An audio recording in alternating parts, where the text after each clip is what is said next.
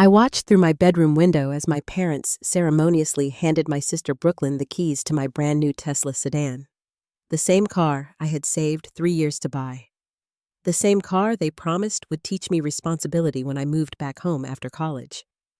What they did not know was that I had legally signed that car away the day before to someone who would make sure Brooklyn learned exactly what stealing from family really costs.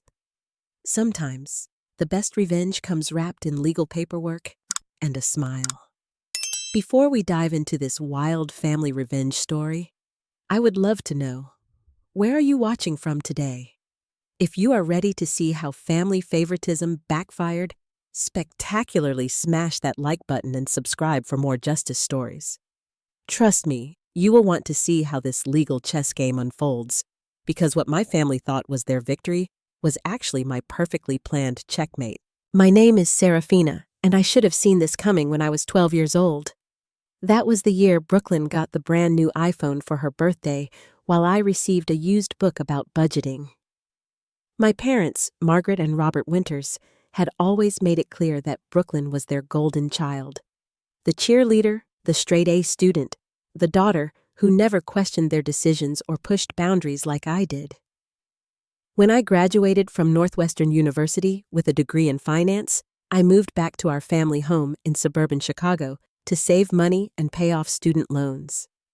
I had worked 3 jobs throughout college, saved every penny I could, and finally had enough to purchase my dream car, a sleek black Tesla Model S.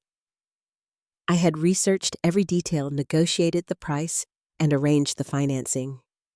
This car represented my independence, my hard work, and my future. The day I brought the Tesla home, my parents were unusually interested.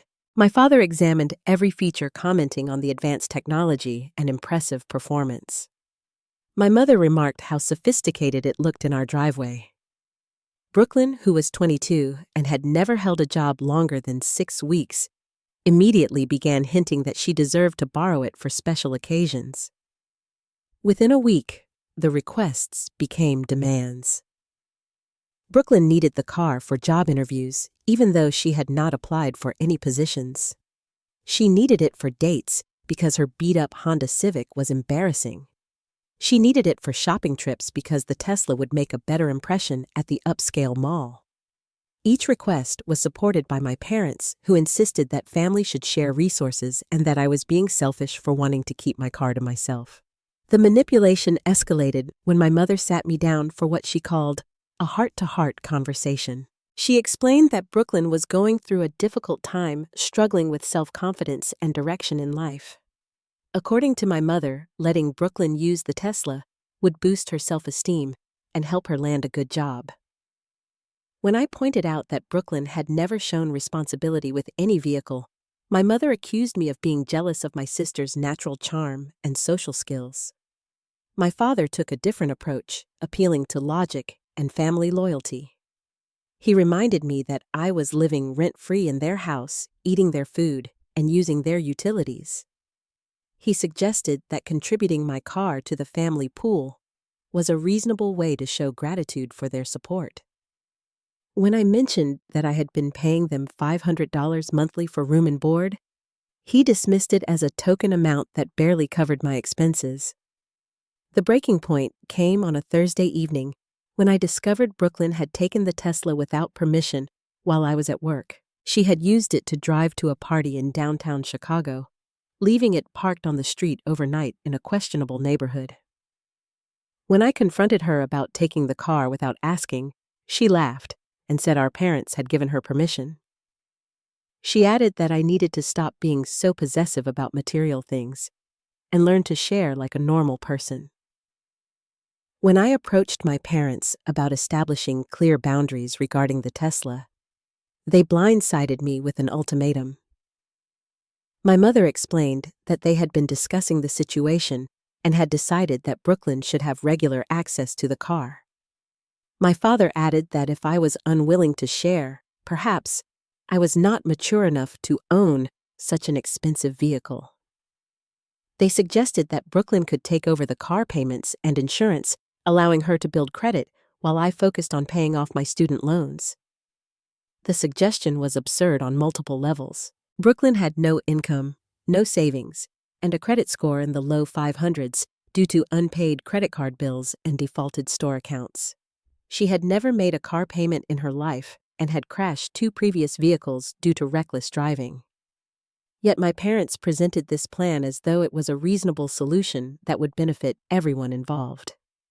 That night, I realized that my parents viewed me as the responsible daughter who would always sacrifice for the family, while Brooklyn was the precious daughter who deserved to have her dreams handed to her without effort. They had calculated that I would eventually give in just as I had given in to countless other unreasonable demands throughout my childhood and adolescence. I thought about the family vacation to Hawaii when I was 16, which was canceled because they decided to spend the money on Brooklyn's cheerleading camp instead. I remembered the college fund they had promised me, which mysteriously disappeared when Brooklyn wanted to attend an expensive private high school. I recalled the graduation party they had thrown for Brooklyn's high school diploma while barely acknowledging my university degree. The pattern was unmistakable. In their eyes, I existed to facilitate Brooklyn's happiness and success. My achievements were minimized, my needs were secondary, and my resources were considered family property to be redistributed according to their whims. They genuinely believed that I should feel grateful for the opportunity to sacrifice for my sister's benefit. The financial manipulation went deeper than just the car situation. I discovered that my parents had been telling extended family members that they were helping me with car payments, implying that I could not afford the Tesla on my own. They had positioned themselves as generous parents supporting their struggling daughter while painting me as irresponsible with money. Meanwhile, they had co-signed multiple credit cards for Brooklyn and had been making minimum payments on her debts to prevent her credit from completely collapsing. As I sat in my room that night staring at the Tesla keys in my hand, I made a decision that would change everything. I was done being the family doormat. I was done subsidizing Brooklyn's lifestyle while being treated like a second-class family member.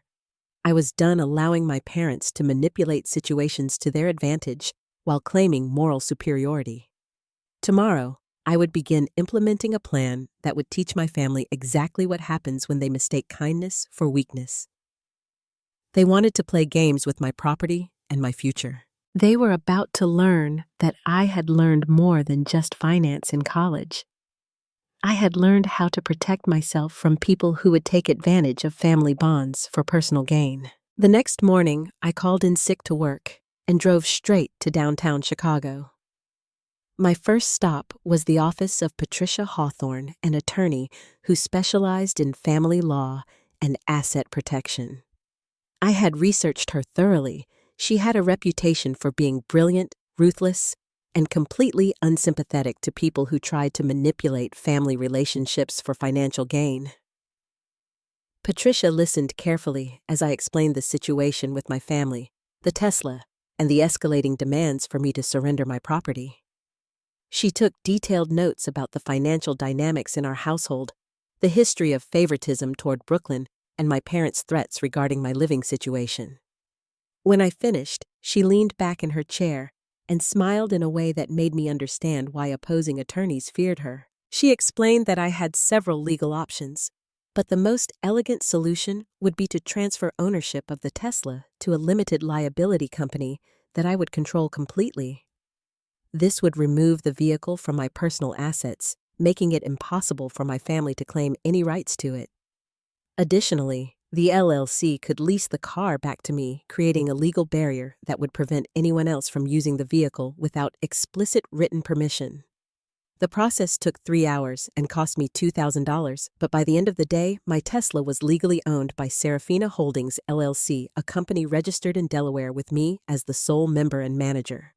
Patricia had structured the paperwork to ensure that even if my parents tried to claim some ownership interest based on my living in their house, they would have no legal standing whatsoever. But Patricia suggested we go further. She recommended that I document every interaction with my family regarding the car, create a paper trail of their attempts to coerce me into surrendering my property, and gather evidence of their pattern of financial favoritism toward Brooklyn. If my parents escalated their demands or attempted to take the car by force, I would have grounds for a lawsuit that could expose their behavior publicly. That evening, I returned home with a small recording device that Patricia had recommended. It was perfectly legal to record conversations in Illinois as long as one party consented, and I was certainly consenting to record my own conversations. I also began taking photographs of any damage Brooklyn caused to family property, any mail she received regarding unpaid bills, and any evidence of my parents' financial support for her lifestyle. The opportunity to gather evidence came sooner than expected. During dinner, my mother announced that they had made a final decision about the Tesla situation. Brooklyn would be taking over the car permanently effective immediately. They had already contacted their insurance agent to add her to the policy and remove me. My father added that this arrangement would teach both of us valuable lessons about family cooperation and financial responsibility. Brooklyn sat at the table smirking clearly, believing that she had won some kind of victory. She made comments about how excited she was to finally have a car that matched her personality and social status. She mentioned specific plans to drive the Tesla to parties on road trips with friends, and to job interviews that she had no intention of actually attending. I listened quietly, recording every word, and then calmly explained that they could not legally transfer ownership of the car because I no longer personally owned it. The confusion on their faces was priceless as I detailed the LLC structure and the legal protections I had put in place. My father demanded to see the paperwork, which I was happy to provide. He studied the documents with growing frustration while my mother accused me of being sneaky and manipulative. The conversation escalated quickly. My parents accused me of deliberately sabotaging family harmony and being vindictive toward Brooklyn. They threatened to charge me market-rate rent for my room, kick me out of the house entirely, and cut off all financial support. They claimed that my actions proved I was selfish, ungrateful, and unworthy of being part of their family. Brooklyn's reaction was even more revealing. She screamed that I had ruined everything and that I was jealous of her popularity and social life. She accused me of being bitter about never having boyfriends or friends who wanted to spend time with me. She declared that she deserved nice things more than I did because she was prettier, more fun, and better at making people happy. The recording captured everything: their threats, their manipulation tactics, their admission that they had already changed the insurance policy without my permission, and Brooklyn's revealing comments about deserving my property based on her perceived superiority. But more importantly, it captured their complete shock and outrage that I had protected myself from their schemes. My father demanded that I reverse the LLC transfer immediately, claiming that it was illegal for me to hide assets while living in their house. When I explained that I had consulted with an attorney and followed all applicable laws, he accused me of wasting money on legal fees instead of being a team player. My mother added that no normal daughter would go to such extremes to avoid sharing with her sister. I remained calm throughout their tirade, asking pointed questions that drew out more admissions. I asked why Brooklyn deserved my car when she had never made a car payment in her life. I asked why my financial sacrifices should fund her lifestyle when she refused to work consistently. I asked why they expected me to trust Brooklyn with an expensive vehicle when she had already crashed 2 cars due to reckless driving. Their answers revealed the depth of their favoritism and entitlement. My mother insisted that Brooklyn was still young and deserved to enjoy her youth without the burden of financial responsibility. My father claimed that Brooklyn's social connections were valuable assets that would benefit the entire family eventually. They both maintained that as the older, more financially stable daughter, I had an obligation to support Brooklyn's dreams and ambitions. The most damaging admission came when my father accidentally revealed that they had been planning this car takeover for weeks.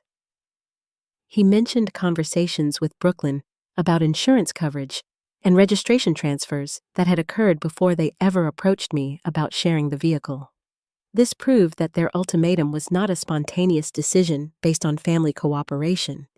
It was a premeditated plan to steal my property. When I asked directly whether they would have consulted me if I had not protected the car legally, their silence was answer enough. They had assumed that I would eventually surrender to their pressure, just as I had surrendered to their demands throughout my childhood. They were angry not because I was being unreasonable, but because I had disrupted their carefully planned theft. By the end of the evening, I had recorded over 2 hours of conversations that clearly documented their attempted fraud, their pattern of financial favoritism, and their threats to retaliate against me for protecting my own property. Patricia had been right. My family was providing all the evidence I needed to expose their behavior and protect myself legally. The next morning, Brooklyn attempted to start the Tesla using the spare key she had secretly made weeks earlier. The car would not respond because I had changed all the access codes and disabled the spare key through the Tesla mobile app. Her frustrated screaming in the driveway was the beginning of a much larger conflict that would eventually expose everything my family had tried to hide. The Tesla incident was just the beginning. Within 24 hours of discovering that Brooklyn could not access the car, my parents launched a comprehensive campaign to make my life miserable until I surrendered to their demands. They began charging me full market rent for my room, cut off my access to the family Wi-Fi, and started itemizing every utility usage and household expense that could possibly be attributed to me. My mother left detailed invoices under my door, charging me for everything from toilet paper to the increased water bill from my longer showers. My father presented me with a retroactive bill for 3 months of food costs, calculated at restaurant prices rather than grocery expenses. They had transformed our family home into a hostile boarding house overnight, determined to make staying there financially impossible. But their escalation provided exactly the evidence I needed to build my case. Every petty charge, every vindictive fee, and every documented attempt to force me out was carefully recorded and photographed. Patricia had predicted this reaction perfectly. People who feel entitled to other people's property rarely respond maturely when their schemes are disrupted.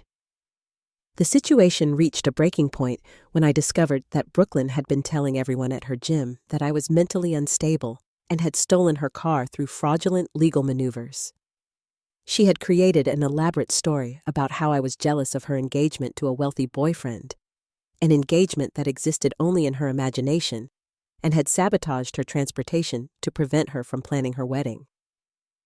The lies were so detailed and convincing that several of Brooklyn's acquaintances had reached out to mutual friends, expressing concern about my mental health and offering to intervene in the family situation. She had painted herself as the victim of a disturbed sister who was using legal technicalities to steal property that rightfully belonged to her. When I confronted Brooklyn about these lies, she doubled down with even more outrageous claims. She insisted that the Tesla was actually a gift from our parents that they had put in my name temporarily for tax reasons. She claimed that I had manipulated our elderly grandparents into giving me money for the car purchase, taking advantage of their memory problems to steal from the family. She even suggested that I had forged documents to create the LLC, implying that my asset protection strategy was actually fraud. Each lie was more desperate than the last, but they revealed something crucial about Brooklyn's character. She genuinely believed that she deserved anything she wanted, regardless of who had worked for it or paid for it.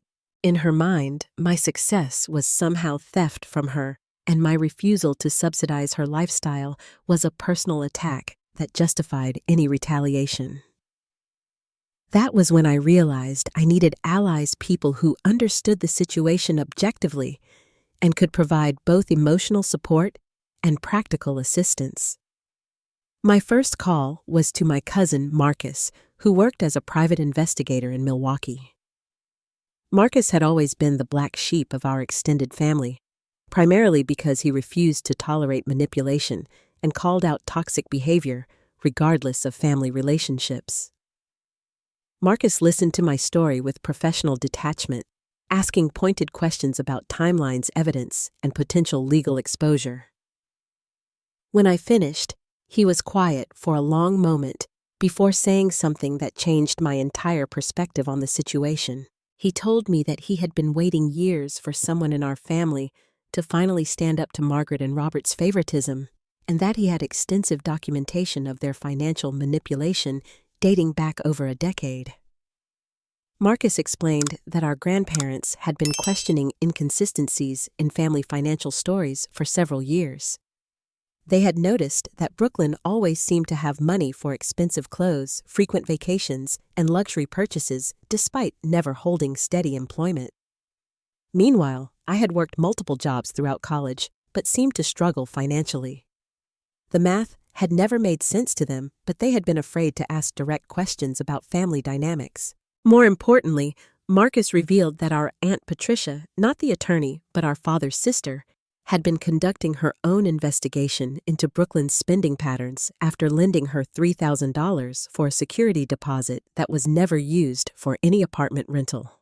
Patricia had discovered a trail of lies about job prospects, housing situations, and financial emergencies that Brooklyn had used to extract money from various family members.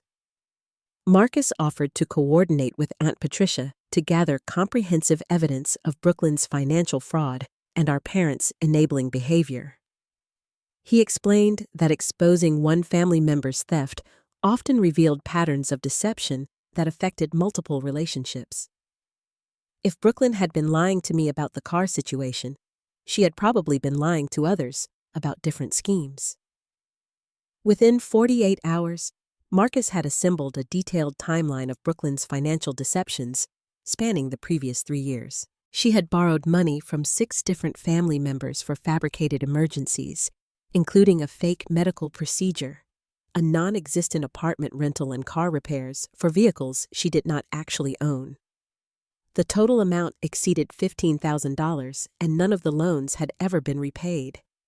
Aunt Patricia provided bank statements proving that Brooklyn had been receiving regular cash deposits from our parents, while simultaneously claiming to other family members that she was financially independent. The deposits coincided with her luxury purchases and expensive social activities, creating a clear picture of a lifestyle funded entirely by family manipulation.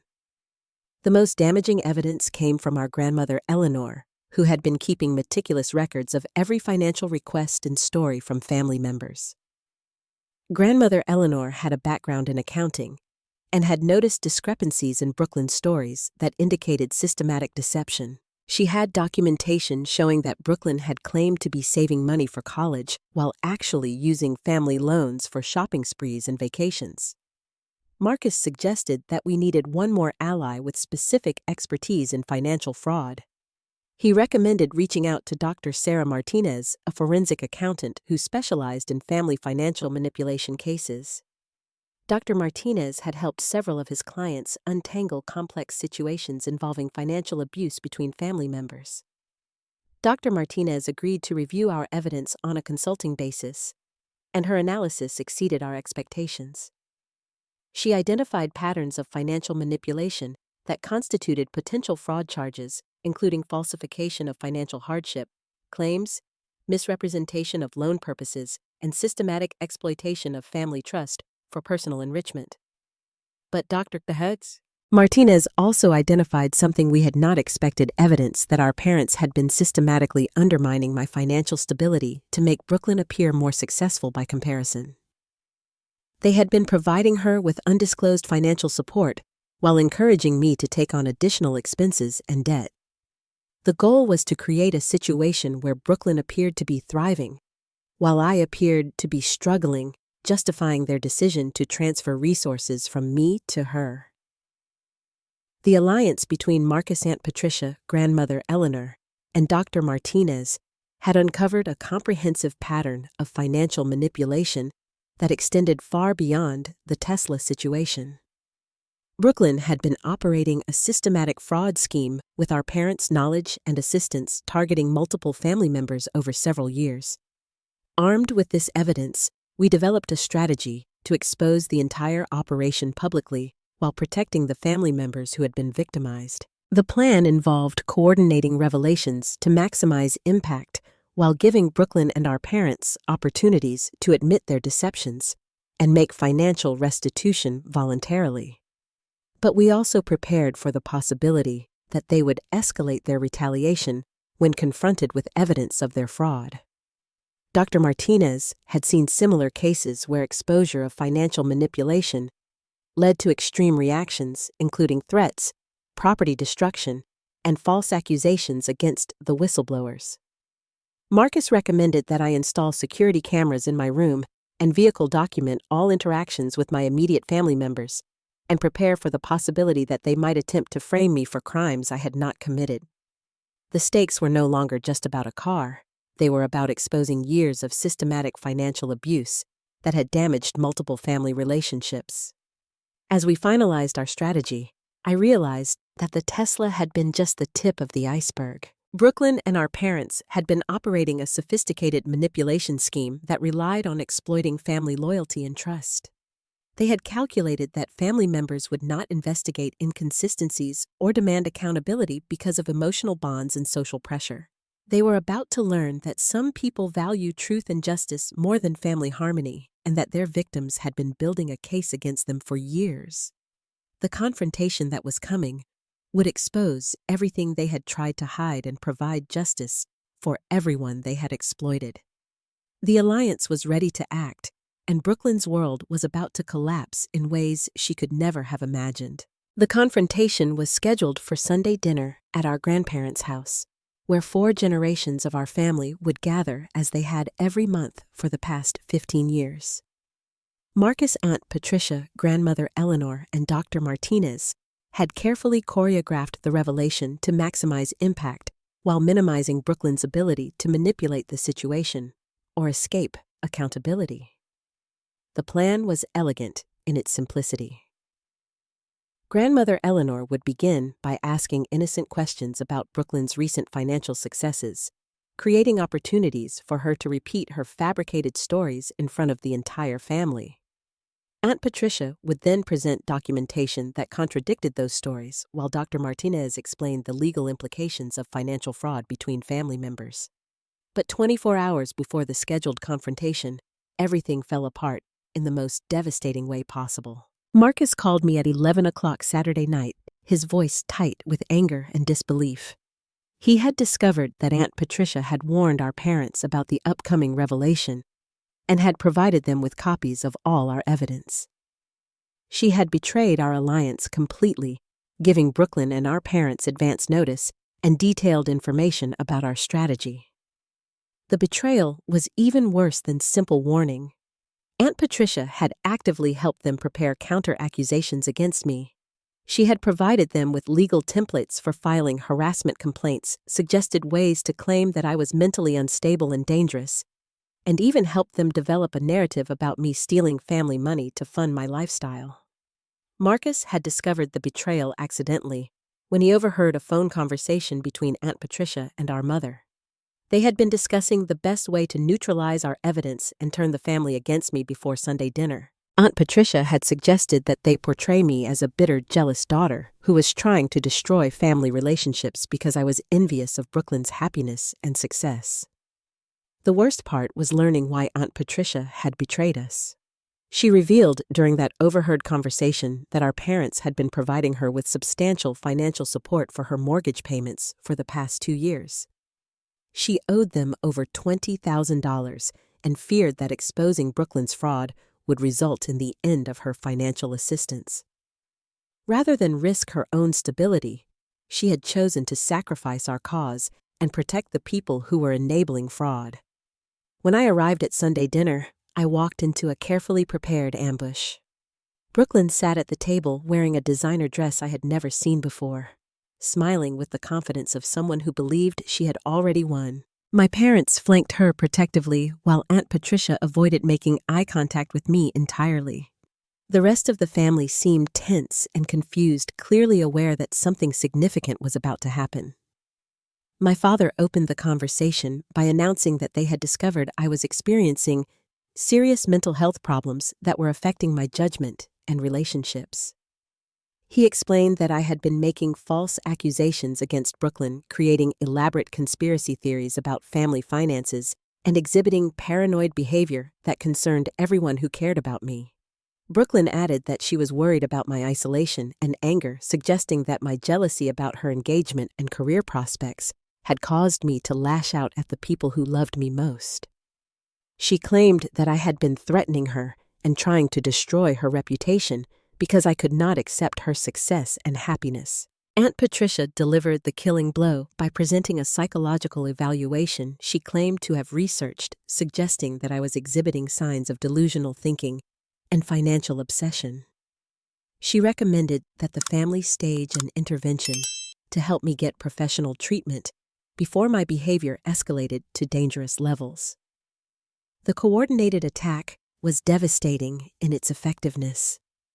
They had turned our evidence against us, reframed our documentation as proof of my instability, and positioned themselves as concerned family members trying to help a troubled relative.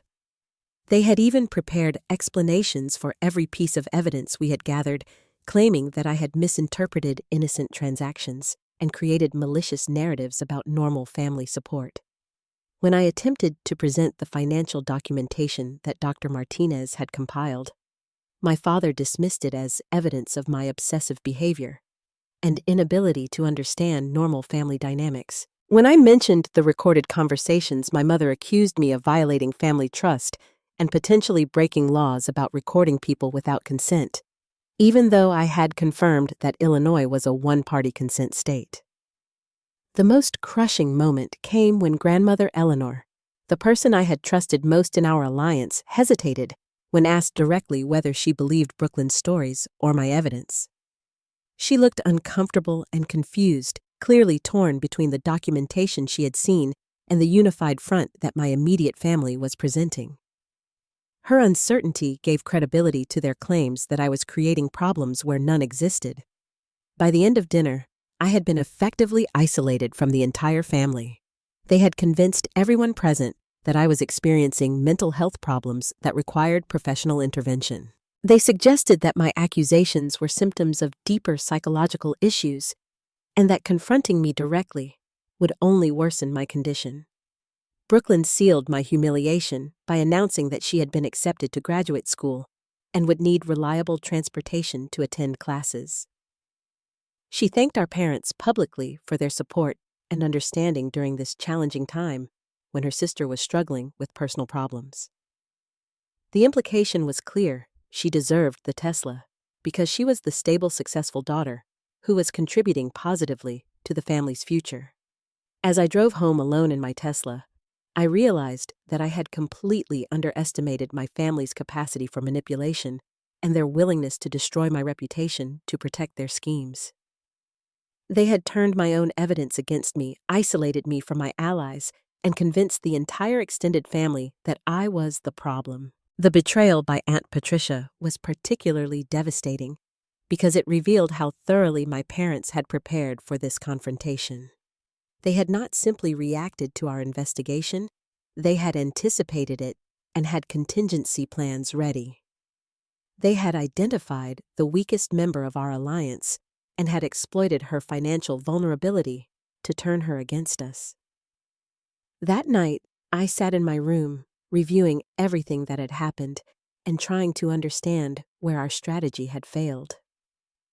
The evidence was still solid, the documentation was still accurate, and the patterns of financial manipulation were still clear. But none of that mattered if nobody was willing to believe the evidence, or if the people presenting it could be discredited as unreliable sources. I realized that I had made a crucial mistake by trusting family members who had their own financial vulnerabilities and dependencies. Aunt Patricia's betrayal should have been predictable. She had too much to lose by supporting our cause and too much to gain by protecting the people who were subsidizing her lifestyle. But the defeat was only temporary. As I reviewed Dr. Martinez's analysis one more time, I noticed something that none of us had fully appreciated during our initial investigation.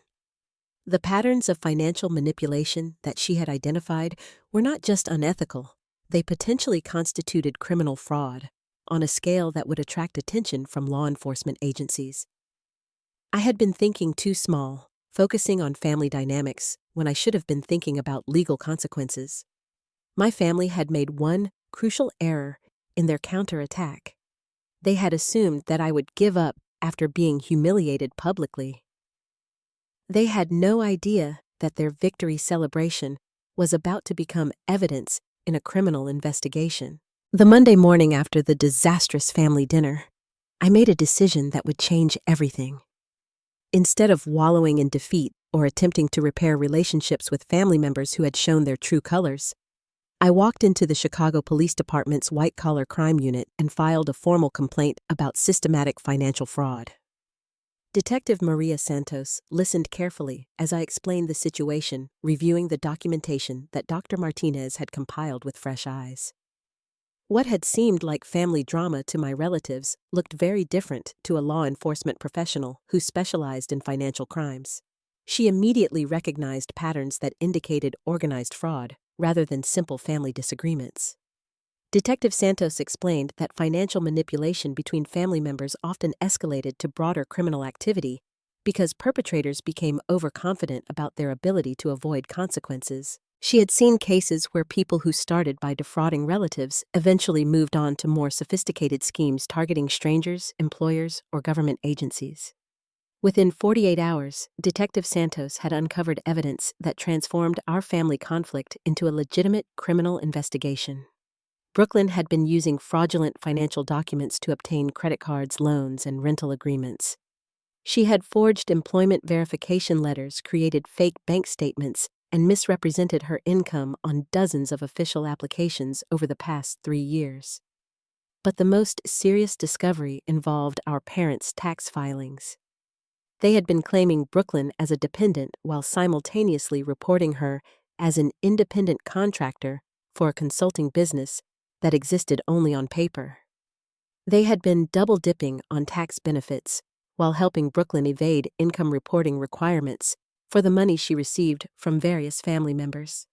Dr. Martinez, who had agreed to serve as a consulting expert for the police investigation, identified additional irregularities that we had missed during our initial analysis. Our parents had been using their business accounts to launder money they gave to Brooklyn, disguising gifts as business expenses and contractor payments. The scheme had saved them thousands of dollars in taxes while creating fraudulent paper trails that supported Brooklyn's lies about her income and employment status. Detective Santos brought in Agent Jennifer Walsh from the Internal Revenue Service's Criminal Investigation Division when the tax fraud implications became clear. Agent Walsh had 15 years of experience investigating family-based financial crimes and immediately recognized the sophistication of the scheme our parents had created. Agent Walsh explained that tax fraud cases involving family members were often more complex than corporate investigations because the perpetrators had extensive knowledge of each other's financial situations and could coordinate their deceptions across multiple agencies and institutions. Our parents had been playing a long game, gradually escalating their fraud over several years, while building elaborate cover stories to explain any discrepancies. The breakthrough came when Agent Walsh subpoenaed Brooklyn's credit reports and discovered that she had been using our grandmother's Social Security number to open accounts when her own credit was too damaged to qualify for new loans. The identity theft charges alone carried serious federal penalties, but they also provided leverage to uncover additional crimes that our family had been hiding. When confronted with evidence of identity theft, Brooklyn immediately blamed our parents, claiming that they had suggested using grandmother Eleanor's information and had helped her complete the fraudulent applications. She insisted that she was a victim of their manipulation, rather than an active participant in criminal activity. But her attempt to shift blame backfired spectacularly when Agent Walsh presented recordings of phone calls between Brooklyn and various creditors, where she had impersonated our grandmother using detailed personal information that could only have been obtained through systematic planning. The recordings proved that Brooklyn was not a naive victim, but an active participant who had studied our grandmother's financial history to make her impersonation more convincing. The most damaging evidence came from an unexpected source, Brooklyn's ex-boyfriend David, who contacted Detective Santos after hearing about the investigation through mutual friends. David had dated Brooklyn for 8 months and had become suspicious when her stories about family wealth never matched her actual financial behavior. David had saved text messages where Brooklyn bragged about manipulating family members for money, detailed plans to steal my car, and explicit discussions about forging documents to qualify for loans she could not afford. She had treated financial fraud as a game competing with herself to see how much money she could extract from different sources without getting caught. But David provided something even more valuable than evidence. He provided insight into Brooklyn's psychology and methods. He explained that she genuinely believed she was smarter than everyone around her, and that rules did not apply to people who were clever enough to circumvent them. She had no guilt about her actions because she viewed her victims as willing participants who deserved to be manipulated. Agent Walsh used David's information to identify other potential victims outside our immediate family. She discovered that Brooklyn had been running similar schemes against coworkers, roommates, and casual acquaintances. She had borrowed money from over 20 different people, using fabricated stories about emergencies, opportunities, and family situations. The pattern was consistent across all her relationships. Brooklyn would identify people who were financially stable and emotionally generous, then gradually escalate her requests for assistance until she had extracted thousands of dollars. When people began questioning her stories or demanding repayment, she would disappear from their lives entirely and move on to new targets. Dr. Martinez calculated that Brooklyn's total fraud exceeded $75,000 across all victims, making her eligible for felony charges that carried significant prison time.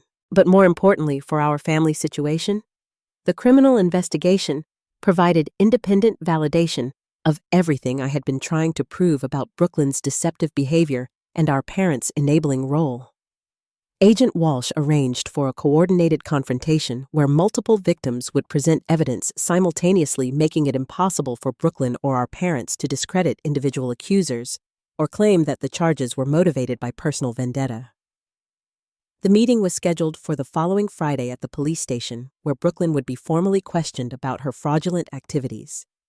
Detective Santos recommended that I attend the questioning session to observe how Brooklyn responded when confronted with irrefutable evidence of her crimes.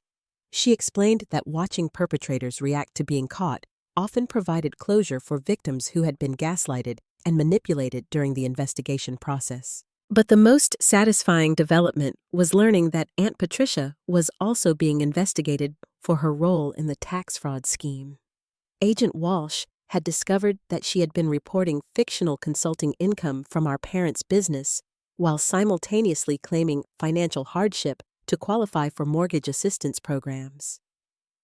Her betrayal of our alliance had actually provided law enforcement with additional evidence of the broader fraud network.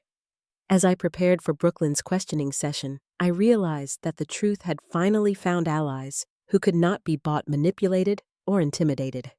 Detective Santos and Agent Walsh were professionals who cared about justice rather than family harmony, and they had resources that extended far beyond anything Brooklyn or our parents could control. The Tesla had been just the beginning. The real victory was going to be watching Brooklyn face the consequences of years of systematic fraud with no family members left to enable her behavior or provide financial bailouts for her legal problems. The confrontation at the police station exceeded every expectation I had for justice and accountability. Brooklyn arrived with an expensive attorney that our parents had hired, confident that she could manipulate her way out of trouble as she had done countless times before. She wore a conservative business suit and had practiced looking remorseful and confused, clearly believing that appearing vulnerable would generate sympathy from law enforcement. Agent Walsh began the questioning by presenting evidence methodically, starting with the smallest discrepancies and gradually building to the most serious charges. Brooklyn initially maintained her innocence, claiming that any irregularities were honest mistakes or misunderstandings about family financial arrangements. She portrayed herself as a naive young woman who had been poorly advised by family members and ex-boyfriends. But her composure cracked when Agent Walsh played recordings of her phone calls impersonating our grandmother to credit card companies.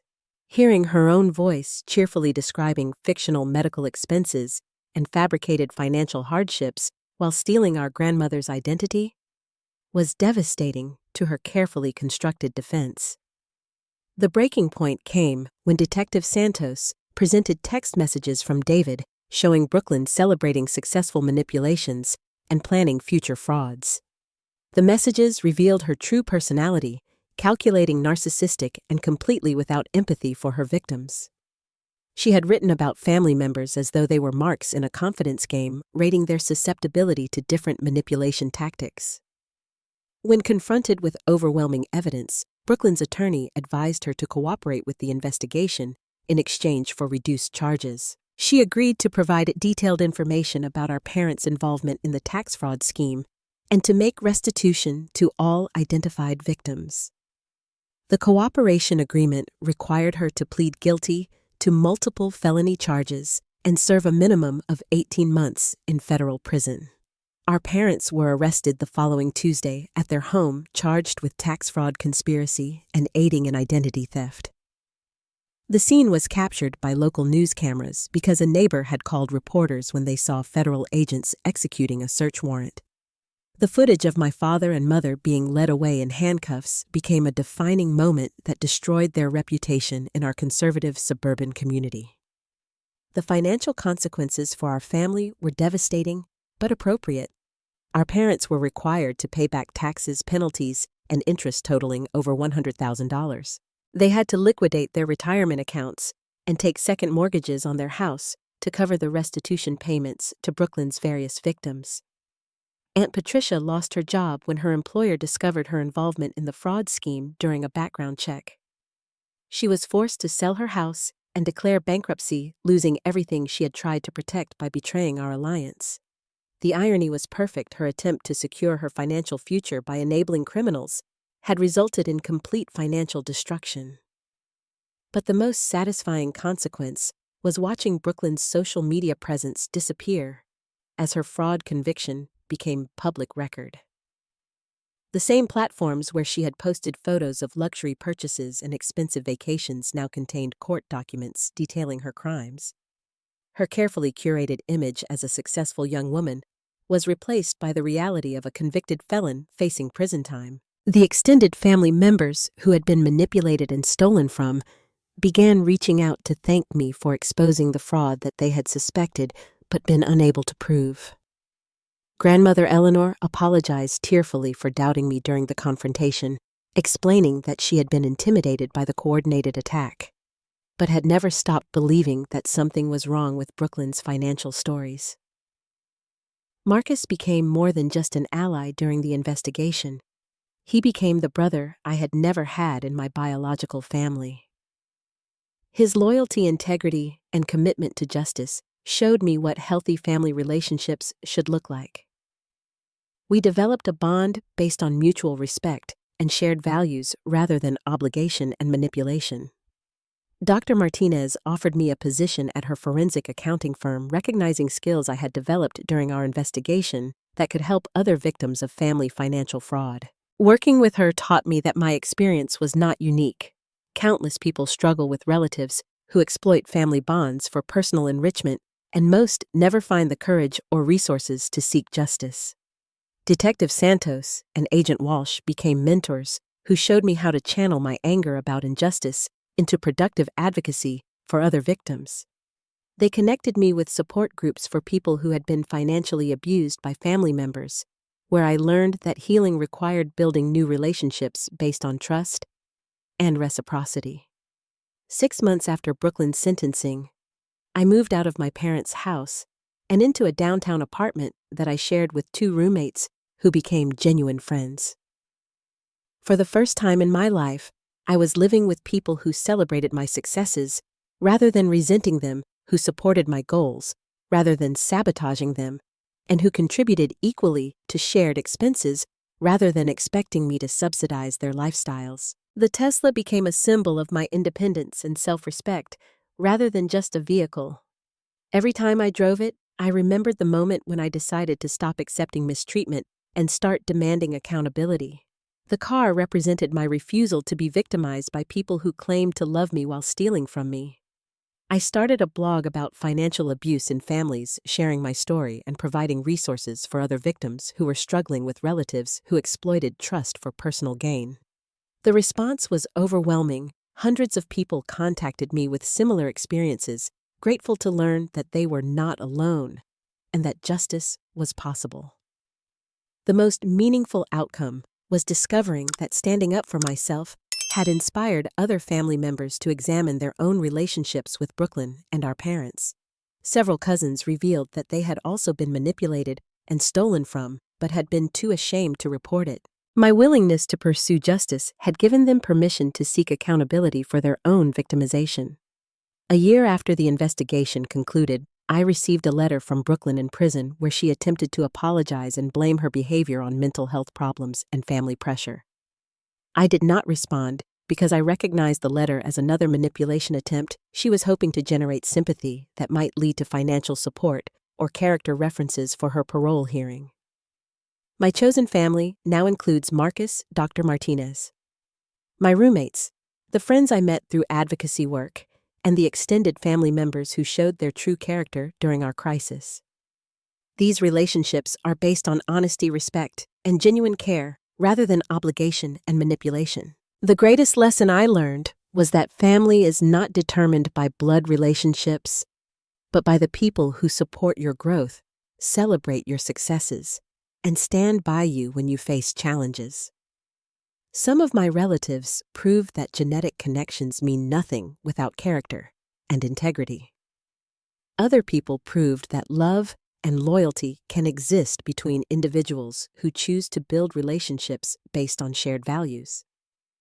Have you ever had to choose between family loyalty and your own self-respect? What would you do if your own relatives were systematically stealing from you while expecting you to remain silent? I want to hear your thoughts in the comments below, because family justice stories like mine happen more often than people realize.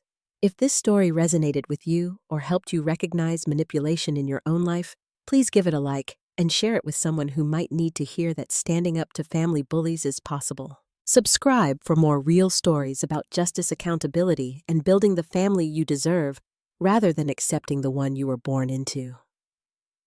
Thank you for watching, and remember, sometimes the most loving thing you can do for your family is refusing to enable their worst behaviors.